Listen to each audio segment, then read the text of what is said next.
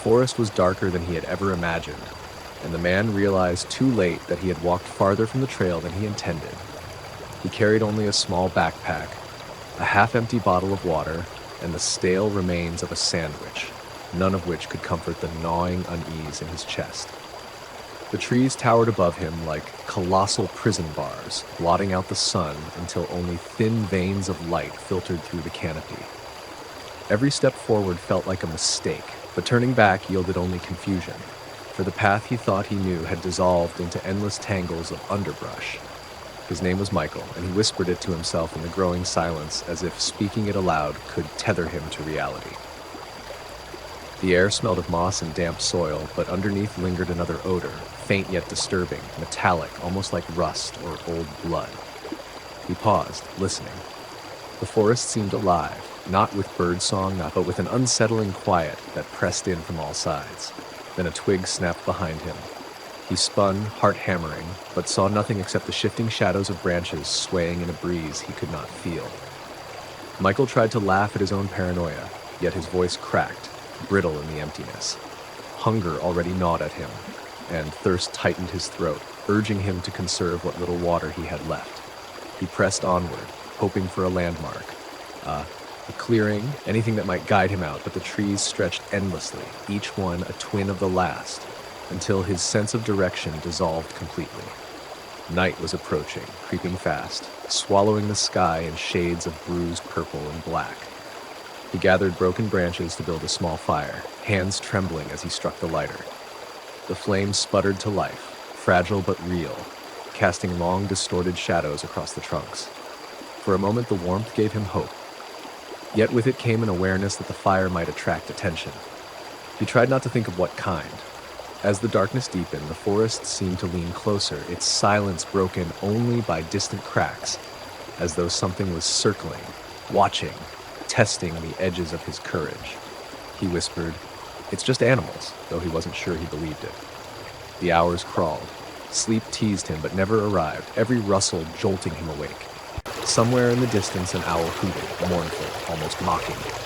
The fire dimmed to embers, and with its fading light came the creeping chill of the forest night.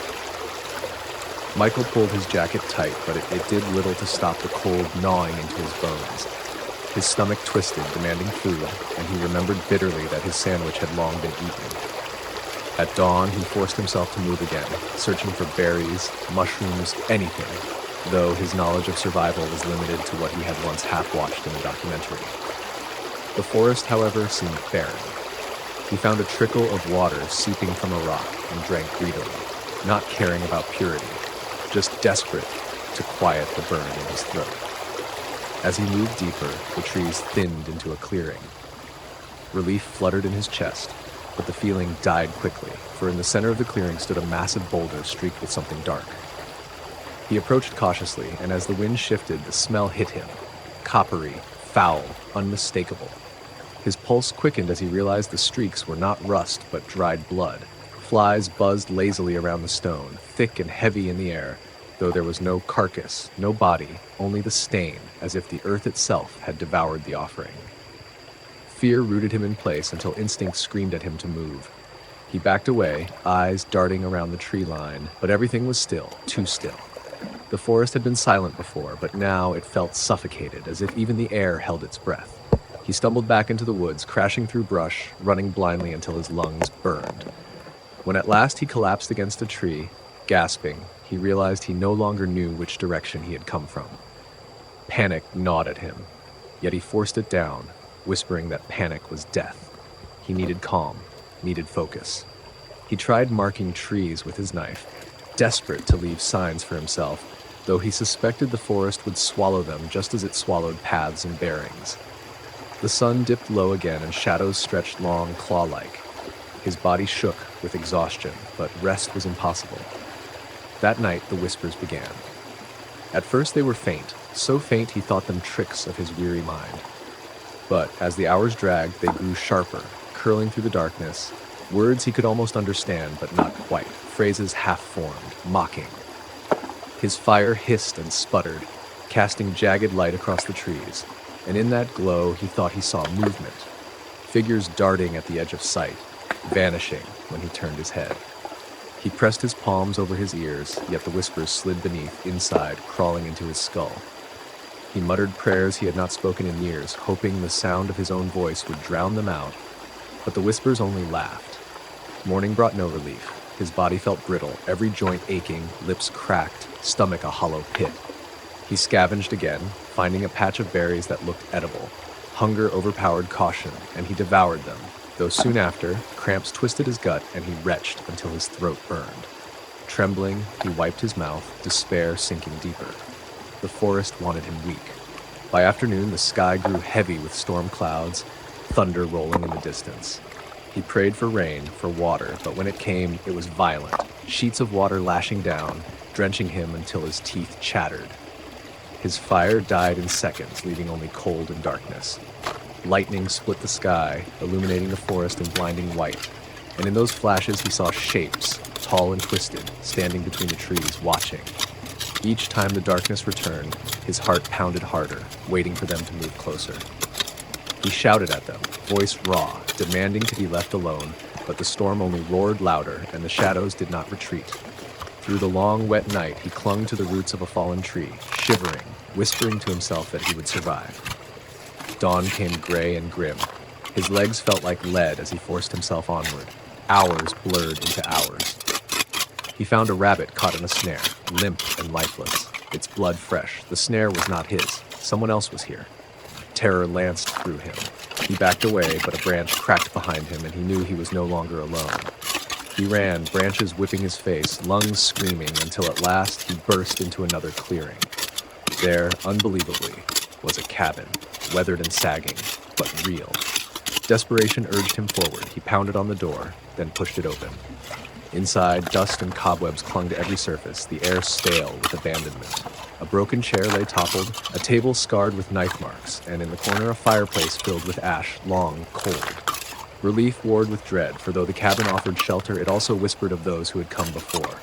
He set about searching, finding old cans rusted through, nothing edible. But in a drawer beneath rotted cloth, he found matches.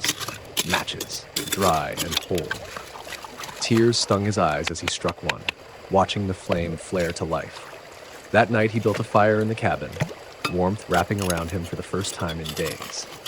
But peace was fleeting. Scratching came at the walls, faint at first, then louder, circling.